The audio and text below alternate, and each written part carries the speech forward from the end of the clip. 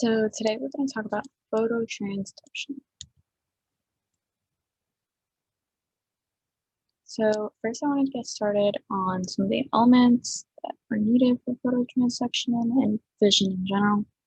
So we got the photoreceptor cells, the rods, which are good for night vision, cones that are color vision, and then here we get an eye, and then the light goes in, and then goes through the retinal ganglion cells, the bipolar cells, and to the rods and cones.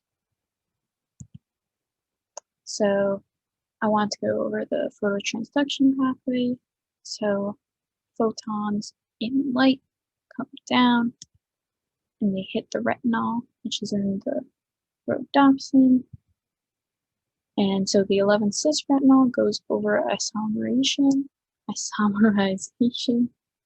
into all trans retinol, but that changes the conformation, so it doesn't fit anymore. It jumps out. Opsin also goes under a conformation, turns into metarhodopsin, which eventually splits. It's unstable, splits into all trans retinol and opsin. Then opsin activates transducin. Transducin dissociates from bound GDP. It binds GTP. The alpha subunit dissociates from the beta and gamma subunits. Alpha subunit GTP is its own little thing now. Activates PDE, phosphodiesterase. Cyclic GMP turns into the 5-cyclic GMP.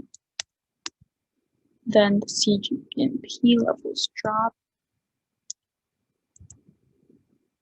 And what does that mean? That means sodium ion channels close because they need the cGMP to activate them to open. That causes the efflux of potassium ions, and then what does that do? Hyperpolarization, because all the positive ions are leaving, sodium ions can't get in.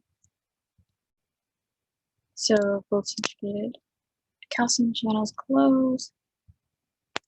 That causes the level of calcium ions to go down. And what does that do to vesicle release or neurotransmitter release? That goes down, which eventually causes depolarization, on-center bipolar cells, and hyperpolarization of off-center bipolar cells.